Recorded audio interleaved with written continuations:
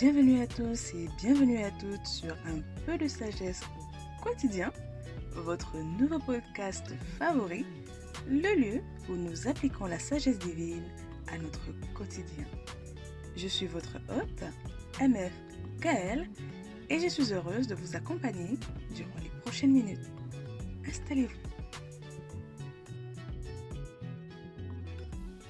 Bienvenue à tous et bienvenue à toutes sur Un peu de sagesse au quotidien. Alors ceci n'est qu'un message introductif pour vous présenter la nouvelle série dans laquelle nous entrons, intitulée Se préparer pour une nouvelle saison. Alors c'est une série constituée de 6 épisodes et qui vont sortir cette semaine. Dans cette série, je vous donnerai des clés, tout ce qui est nécessaire, des concepts, des réflexions afin de faire un très bon bilan et de se préparer au mieux à la nouvelle année, à la nouvelle saison. Peu importe à quel moment vous décidez de faire un changement. Alors petit disclaimer, vous allez entendre des dates dans certains épisodes parce qu'ils ont été enregistrés aux dates précises. Par exemple, décembre 2020 ou 2021. Mais bien sûr, les concepts, les idées, les conseils restent les mêmes, peu importe dans quelle année on se trouve et en fait, peu importe à quel moment vous décidez d'entamer une nouvelle saison, tout simplement. Alors, accrochez-vous, installez-vous et je vous dis à tout de suite. Bienvenue à tous pour ce nouvel épisode. Je suis très contente de vous retrouver en cette nouvelle semaine. J'espère que le début de la semaine se passe très bien pour vous et que votre week-end s'est bien passé. Alors, le titre de notre épisode, à savoir le verset du jour est « Ne vous y trompez pas, on ne se moque pas de Dieu. Ce qu'un homme aura semé, il le moissonnera aussi. » Il est tiré de Galates chapitre 6, verset 7 de la Bible. Alors, la semaine dernière, nous avons parlé du fait qu'il y avait un temps pour toutes choses. Je fais un petit résumé. Du fait qu'il y avait un temps pour toutes choses et qu'en cette fin d'année, il était temps de faire un bilan. De s'arrêter entre l'achat des cadeaux, le stress des fêtes, comment on va faire les fêtes, qu'est-ce qui va se passer avec le Covid, les annonces du gouvernement, etc. Et de penser à faire le bilan. De ne pas attendre d'entrer en 2021 avant de prendre de nouvelles résolutions ou d'avoir de nouveaux objectifs, mais que prendre ce mois de décembre pour le faire était très intéressant. Parce que non seulement on a beaucoup plus de temps, on a beaucoup plus l'opportunité d'être posé sans être stressé au nouvel an et sans avoir l'impression de juste suivre le mouvement. Au mois de décembre, vous avez le temps, durant les week-ends, en tout cas chacun à sa guise, de prendre quelques heures peut-être chaque jour, chaque semaine, quelques fois par semaine, de bien positionner les choses, de bien réfléchir en fait et d'établir un bon bilan afin de pouvoir établir de bons objectifs pour l'année à venir. Alors cette semaine, nous allons aller un peu plus en profondeur dans la planification du bilan. Comment faire un bon bilan, des points importants à prendre en compte. Parce que c'est vrai que la semaine dernière, j'ai parlé de différents domaines dans lesquels il fallait faire le bilan. Donc j'ai parlé des domaines financiers, qui sont les différents domaines de notre vie en fait. Donc la santé, les finances, le travail, la famille, les amis. Le couple, donc le social, le couple, notre être, à savoir nous-mêmes personnellement, au niveau un bilan spirituel pour ceux qui ont une foi, peu importe votre foi, il est important également de faire le bilan spirituel. Je me suis rendu compte que j'en ai pas parlé assez la dernière fois, mais il est important également de faire un bilan spirituel par rapport à votre foi. Si vous êtes athée, si vous êtes musulman, chrétien, juif, peu importe où vous vous trouvez sur le spectre de la spiritualité, il est important de faire un bilan de sa vie. Est-ce que ma vie est en accord avec mes valeurs spirituelles ? Est-ce que moi je vais prendre en tant que chrétienne parce que je ne sais pas comment ça fonctionne chez les autres, mais par exemple moi, est-ce que ma vie suit le cours, suit la Bible par exemple, parce que je considère que la Bible est mon manuel de survie, est mon manuel qui dirige un peu ma vie, qui me donne des instructions pour ma vie. Est-ce que ma vie est en accord avec ce que la parole de Dieu, la parole que je considère être de Dieu m'inspire? Est-ce que la manière dont je me présente au monde, est-ce que les gens peuvent attester que je suis vraiment chrétien? Est-ce que ma manière de vivre témoigne de ma foi? C'est important. On a tendance à dire qu'on vit juste sa foi à l'intérieur. Non.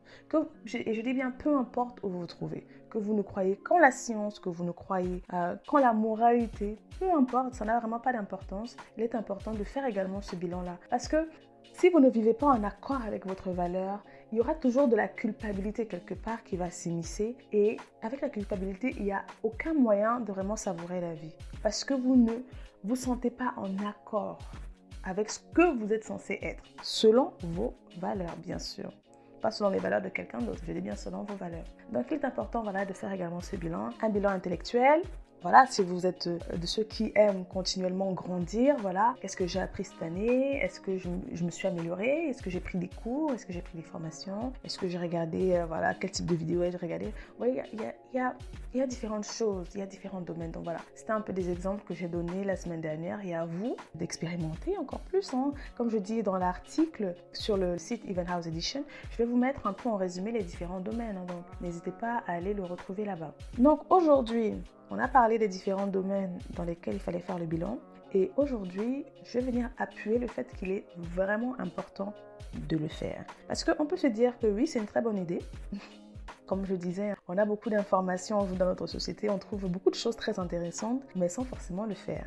Alors aujourd'hui, je viens vous encourager à le faire, à passer à l'action.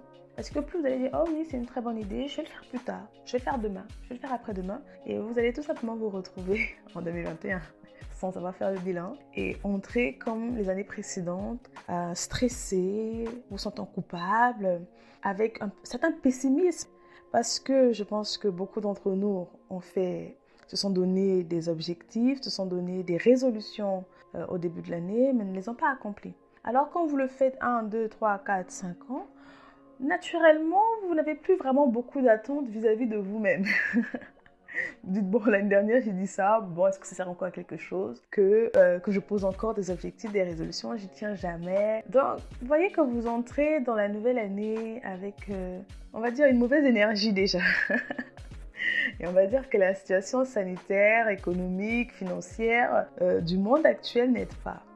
Mais en vous concentrant sur vous-même, votre vie, votre famille, en prenant le temps, ça va vous permettre d'entrer dans l'année avec de l'espérance. On a besoin d'espoir, on a besoin d'optimisme en fait dans la vie, pour pouvoir avancer et pour pouvoir véritablement vivre la vie. Sinon en fait, la vie vous vit, si on peut dire ça comme ça. Sinon vous allez juste vous laisser couler dans le flux du temps et vous retrouver encore en décembre 2021 sans avoir forcément avancé dans votre vie, sans être plus heureux dans votre vie. Et je dis bien, peu importe à quel niveau vous vous trouvez. Hein. Vous pouvez avoir de l'argent sans être heureux. Vous pouvez avoir une bonne situation financière sans pour autant être heureux. Parce qu'il y a d'autres domaines de votre vie qui ne sont pas en accord, qui ne suivent pas. Donc ne vous attendez pas, ne vous butez pas juste sur un seul domaine. Tous les domaines de votre vie comptent. C'est pour ça que je vous ai montré pas mal de domaines dans lesquels il fallait faire ce bilan. Alors aujourd'hui, il faut véritablement le faire, le bilan. Et quand on fait un bilan, il faut prendre la responsabilité du résultat intégral. C'est-à-dire que quand vous faites votre bilan, quand vous allez le faire, pendant que vous le faites, soyez objectif et sans émotion vis-à-vis de vous-même. C'est capital. Dans notre société aujourd'hui, nous avons tendance à rejeter la responsabilité sur les autres. Que ce soit sur notre mari, sur notre femme, sur nos parents qui ne nous ont pas donné l'éducation qu'on aurait eu besoin, qui ne nous ont pas donné l'amour qu'on attendait d'eux, sur le gouvernement qui ne fait pas assez, qui donne trop aux riches, trop aux pauvres. Voilà, tout le monde a des plaintes et beaucoup, malheureusement, d'entre nous, nous rejetons la responsabilité de notre vie, de l'état de notre vie sur le gouvernement, sur notre boss, sur notre chef qui est trop comme ça, trop sévère, trop chiant, trop ceci. C'est pour ça que j'ai pas le temps. Voilà, je dois m'occuper de mes enfants, je dois m'occuper de mon mari, je dois m'occuper de mes parents, je dois m'occuper de ça, de ci et de ça, donc j'ai pas le temps. C'est pas de ma faute que j'ai pas le temps. J'ai pas le temps de faire du sport, j'ai pas le temps de bien manger, j'ai pas le temps d'économiser, j'ai pas les moyens parce que voilà, la vie est trop chère, le gouvernement a fait ci, il y a trop de corrompus, il y a trop de ceci, voilà. Il y a toujours maintes raisons de ne pas prendre ses responsabilités. Mais si vous voulez aller de l'avant, il est important d'accepter la responsabilité totale de ce qu'est votre vie. Peu importe si d'autres personnes ont eu une main dans votre situation. Je ne refuse pas cela, bien sûr. Chacun d'entre nous, nous avons été blessés par quelqu'un. Nous avons eu des crasses par des gens. Des personnes ont pu abuser de nous. Tout le monde passe par là. Peut-être pas à la même intensité de gravité, mais tout le monde passe par là. Et comme je disais dans le précédent podcast, le précédent épisode peut-être, je crois, l'intensité de la douleur de chacun ne doit pas être minimisée. Pour vous, une amie qui s'en va, qui quitte de votre vie, ce ne sera pas dramatique. Vous dites, bon, la vie est ainsi faite. Pour quelqu'un d'autre, c'est dramatique. Donc, ne minimisez absolument pas ce qui vous a fait mal. Je ne dis pas ça. Mais Il faut outrepasser cela pour se dire, bon, où je suis aujourd'hui, je suis un adulte, je suis grand, comment on va dire, je suis une grande femme, un grand homme, je suis une grande personne, je suis un adulte. Et ce qui est arrivé, je décide que j'accepte la responsabilité. Je prends la responsabilité de tout cela. Qu'est-ce que cela va produire en fait? Voici ce que Paul Arden dit. Il dit ceci. Si vous êtes impliqué dans quelque chose qui ne va pas, ne blâmez jamais les autres, ne blâmez personne que vous-même. Si vous acceptez la responsabilité, vous êtes en mesure de faire quelque chose à ce sujet et il n'y a aucune excuse. Oui, la responsabilité, le fait d'accepter la responsabilité de la situation va vous donner la capacité d'outrepasser cela. Parce que si vous donnez la responsabilité à quelqu'un d'autre, vous allez attendre que ce soit l'autre qui change pour que votre vie change. Sauf que ça ne va jamais arriver. Le gouvernement ne sera jamais à la hauteur des attentes de tout le monde. Jamais, jamais, jamais. Les autres nous blesseront toujours et ils ne peuvent pas nous aimer parfaitement. À mon avis, il n'y a que Jésus qui a aimé parfaitement. Il n'y a que Dieu qui aime parfaitement. Nous les hommes, nous sommes chacun égoïstes. Nous avons nos défauts, nous avons nos traits de caractère particuliers. Donc personne ne sera jamais parfait envers nous-mêmes parce que nous ne le sommes pas. Nous faisons du mal aux autres, intentionnellement comme de manière non intentionnelle. Voilà. Et on s'excuse, on se demande pardon, d'autres pas. La vie est ainsi faite. Il y aura toujours des personnes qui nous feront du mal. Notre époux, notre conjoint, nos enfants, nos parents, d'une manière ou d'une autre. Une parole au cours d'une dispute, au cours d'une discussion. Voilà, ça arrivera. Donc si à chaque fois vous dites c'est à cause de lui, eh bien vous n'avancerez jamais. Vous resterez dans un statu quo. Vous serez stagnant. Parce que quand vous vous dites c'est ma faute, ok, cette situation-ci, je prends toute la responsabilité. J'accepte que c'est ma faute. J'ai laissé peut-être la discussion aller jusque-là. J'ai accepté cette personne dans ma vie, je n'ai pas assez épargné, j'ai beaucoup trop dépensé, j'ai voulu suivre les tendances. Mon amour propre pour moi n'était pas au beau fixe. Je n'ai pas fait assez de travail sur moi-même. Voilà, vous voyez quand vous prenez toute l'entière responsabilité. Maintenant, vous êtes capable d'aller de l'avant. Vous êtes capable de délaisser tout cela derrière et de choisir la nouvelle étape. Donc c'est important d'être très objectif et je dis bien sans émotion. Ne vous apitoyez pas sur votre sort. S'il faut pleurer, pleurez un bon coup. Pleurer, ça fait du bien, c'est bon pour la santé aussi. Mais ne vous dites pas, pauvre de moi. Non, ok, c'est la situation. Même si vous êtes dans les dettes, peu importe dans quelle situation, aussi catastrophique puisse-t-elle être, acceptez-la et maintenant, on peut aller vers l'avant. Donc, n'hésitez pas pour cela, comme je disais, pour prendre des temps. La fin de l'année est faite de telle sorte, nous sommes en décembre, donc nous sommes déjà à la deuxième semaine, nous sommes déjà à la moitié de l'année, à la moitié du mois, pardon. Donc vous avez encore le temps. Prenez quelques heures peut-être par jour, comme je disais, quelques jours par semaine, quelques heures par semaine. Voilà, faites une sorte de retraite. Coupez le flux d'informations parce qu'avec toutes les vidéos que vous allez voir, les autres ils vont poser leurs objectifs aussi. Bon, vous pouvez peut-être vous inspirer des objectifs des autres, de comment planifier pour faire le vôtre, mais ne calquez pas ce que les autres font parce que votre situation n'est pas la même.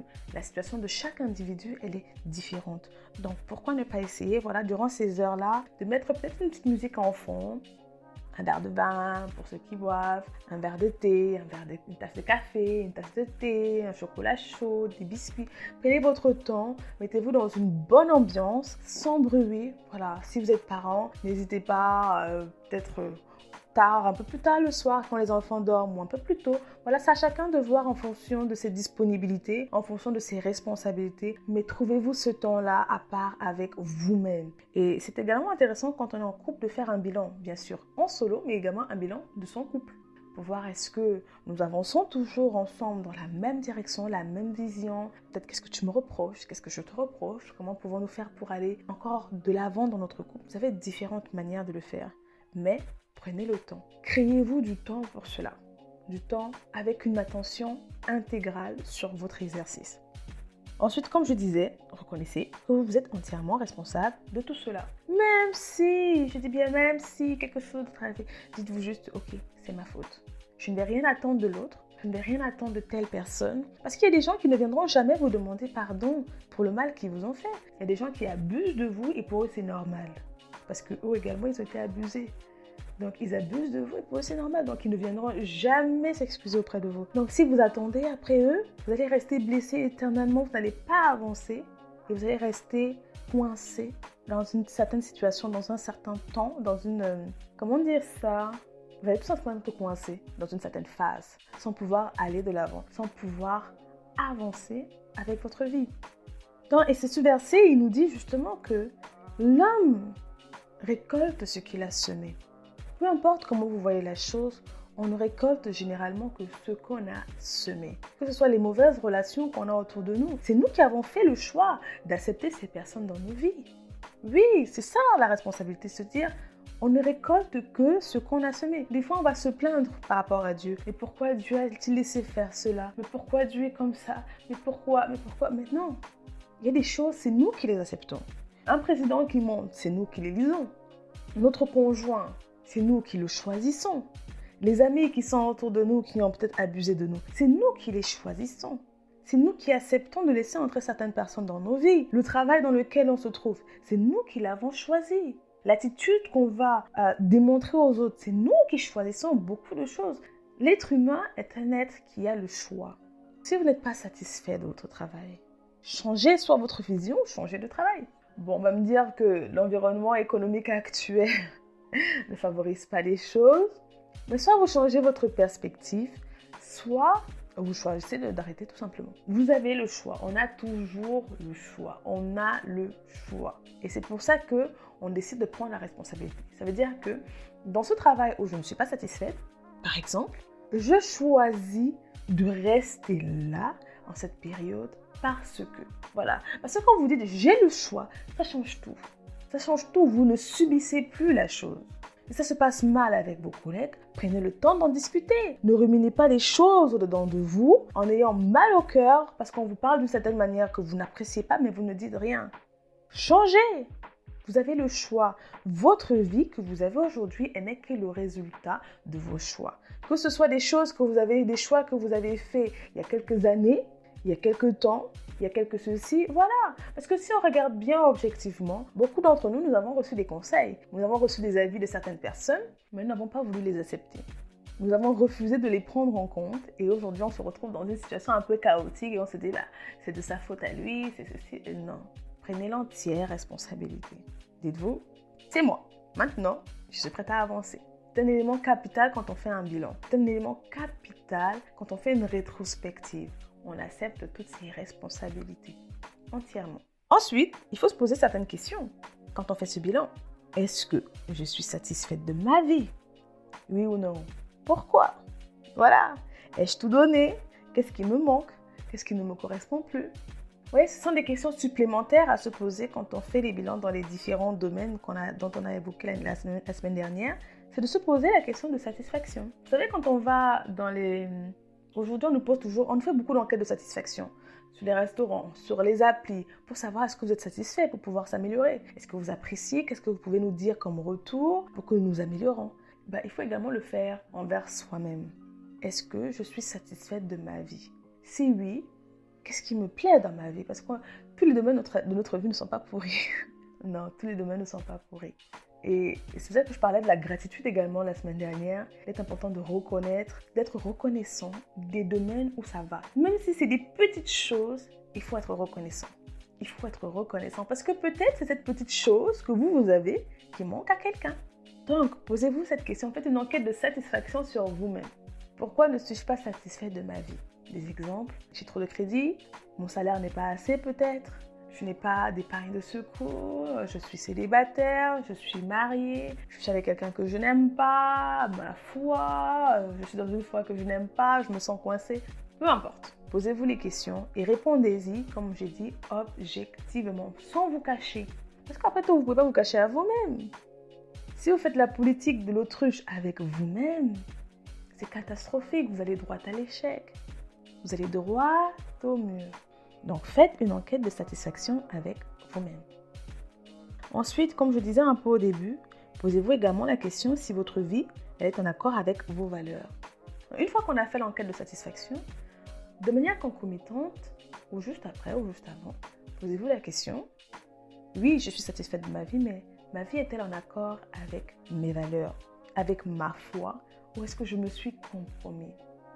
Aujourd'hui, en tout cas de ce que j'ai pu voir, on parle beaucoup trop de compromis sur les réseaux sociaux. Pour avoir de l'attention, il faut soit se dénuder, il faut soit montrer du bling bling, du cash, il faut soit être très grossier, impoli. Vous voyez, donc on est poussé à faire certaines choses. Au niveau du travail, pour être accepté, il faut faire du commérage, il faut critiquer, il faut faire certaines choses. Donc le compromis, c'est pas toujours des choses gigantesques. Ce n'est pas toujours que de la fraude à grande échelle, des choses comme ça. Ce n'est pas du vol et tout. Pas toujours. C'est dans les petits détails. C'est pour ça que je parle par rapport avec vos valeurs. Est-ce que vos valeurs, c'est la famille? Si vos valeurs, c'est la famille, votre couple, ceux qui vous sont proches, on peut dire que vous êtes un peu compromis si vous les avez délaissés de côté au profit de l'argent. Par exemple, c'est un compromis.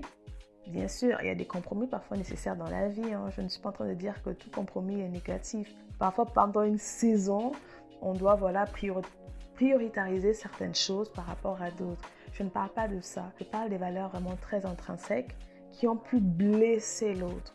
Vous voyez, qui ont pu faire du mal à l'autre, qui ont pu vous faire du mal également à vous-même.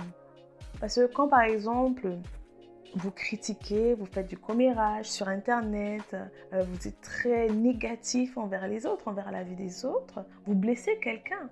Vous blessez quelqu'un et je vous dis, ce que vous semez, vous récoltez. C'est une loi spirituelle. Ce que vous semez, vous récoltez. Non, peut-être aujourd'hui, vous dites, oh, c'est juste un commentaire lancé là, voilà, c'est normal et tout. Croyez-moi, vous allez le récolter et multiplier demain ou après-demain, peu importe quand vous allez le récolter. Si vous ne vous répentez pas, comme on dit dans le dialecte chrétien, si vous ne vous excusez pas profondément et vous délaissez cette attitude, vous allez le récolter. Celui qui critique sera critiqué demain. Celui qui insulte sera insulté demain, d'une manière ou d'une autre. Que ce soit demain par vos propres enfants ou par vos autres collègues demain ou par vos camarades en maison de retraite demain, peu importe, vous allez le récolter. On récolte toujours ce qu'on sème. Donc faites attention à ça. Posez-vous également des questions par rapport à vos valeurs intrinsèques. Tout n'est pas que finance, santé, non, vos valeurs intrinsèques. Ces valeurs qui font que vous êtes qui vous êtes. Rappelez-vous, quelles étaient les lignes que vous avez décidé que vous ne traverseriez pas? Est-ce que vous les avez traversées? Dans le domaine des relations, ça peut être pas d'adultère, peut-être de ne jamais tromper la personne avec qui je suis, de ne jamais lui mentir, d'être toujours honnête, de ne jamais sortir avec un homme marié. Est-ce que vous êtes compromis? Vous voyez, il y a différentes manières de se compromettre dans la vie. Alors, quelles sont vos valeurs? Après, nos valeurs sont différentes les uns des autres. Ça va dépendre de vos valeurs à vous. Vous êtes-vous compromis?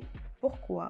Quelles raisons? Qu'est-ce qui vous a poussé? Quel est le raisonnement que vous vous êtes donné pour valider votre compromission? Voyez-vous? Voilà déjà quelques éléments pour être très objectif, mais toujours avec amour parce que vous vous aimez. C'est pour ça que vous faites un check-up objectif. On fait tous des check-up. Quand on va chez le médecin, il nous fait un check-up objectif. Bon là, vous avez pris trop de poids, c'est dangereux pour votre santé, il va falloir diminuer. Trop de cholestérol, trop de sucre, votre glycémie elle est augmentée, donc il va falloir faire attention, sinon le diabète vous guette. Vous voyez, on fait des check-up partout. Les entreprises font des bilans pour voir où ils vont, est-ce qu'ils doivent se restructurer. Tout le monde, en tout cas au niveau business, au niveau entrepreneurial, je pense que pour ceux qui travaillent dans les entreprises, on fait des bilans. On fait des bilans réguliers, on fait des check-ups pour voir ce qu'il faut faire, ce qu'il faut laisser, ce qu'il faut abandonner, qu'est-ce qui a marché, qu'est-ce qui n'a pas marché. Sommes-nous toujours en accord avec notre ligne directrice? Je pense que vous voyez la chose. Donc voilà, c'était mon encouragement aujourd'hui par rapport à vous durant l'établissement de ce bilan. Ne vous dites pas que c'est la faute de l'autre. Non, prenez toute la responsabilité. Ce qu'un homme aura semé, il le moissonnera. Donc la vie que j'ai aujourd'hui, en fait, je l'ai semée. Elle est le résultat de mes choix. Alors, pour pouvoir aller de l'avant, je dois pouvoir dire, ok, ça ce sont mes choix. Qu'est-ce que je vais pouvoir faire différemment demain? Vous voyez? Donc voilà un peu notre deuxième partie dans l'établissement du bilan que je vous propose aujourd'hui. J'espère qu'il va pouvoir vous aider. Donc peu importe à quel moment vous le regardez, vous écoutez cet épisode, on peut faire des bilans tout le temps. Bien sûr, là, nous sommes en décembre et tout, donc je parle à quel point c'est très intéressant de le faire là. Mais si vous écoutez cet épisode en janvier, en février, il n'est jamais trop tard. On est toujours au bon moment pour faire un bon bilan. Peu importe à quel moment on se trouve dans l'année. Si ça ne va pas, arrêtez-vous, faites le bilan pour pouvoir embrayer sur demain. Sur ce, on va se séparer sur cet épisode et je vous souhaite une très bonne journée ou une très bonne soirée. Peu importe à quel moment vous écoutez cet épisode, je vous souhaite que tout se passe pour le mieux pour vous. J'espère que cet épisode vous aura aidé et je vous dis à la prochaine. Portez-vous bien. Alors on se retrouve à la fin de cet épisode, j'espère que vous l'aurez trouvé utile, j'espère que vous aurez trouvé les concepts, les idées, les réflexions que j'ai partagées avec vous intéressantes, utiles pour faire votre bilan. Je vais vous annoncer que vous allez pouvoir trouver à la fin de cette série donc de 6 épisodes sur se préparer pour une nouvelle saison un PDF gratuit que j'aurai mis en place pour vous. Dans ce PDF vous allez trouver un résumé de tout ce qui a été partagé durant cette série, les questions par domaine, voilà tout ce qu'on a partagé ensemble afin de vous faciliter la tâche pour que vous puissiez établir un très très bon bilan de votre année ou de votre saison qui se termine. Et à partir de lui, vous allez pouvoir dessiner ce que vous voulez pour la saison suivante ou l'année suivante. Ça va dépendre à quel moment vous faites cet exercice-là. Donc vous le retrouverez soit en lien de description directement, donc n'hésitez pas à checker la description, ou soit directement sur le site evenhouseedition.com dans l'onglet ressources. Donc je vous rappelle qu'il est gratuit, donc n'hésitez pas à le télécharger. J'espère qu'il vous sera très utile et que vous allez réussir votre bilan et donc votre nouvelle saison. Sur ce, je vous dis à la prochaine fois. Portez-vous bien et que Dieu vous bénisse. Ciao!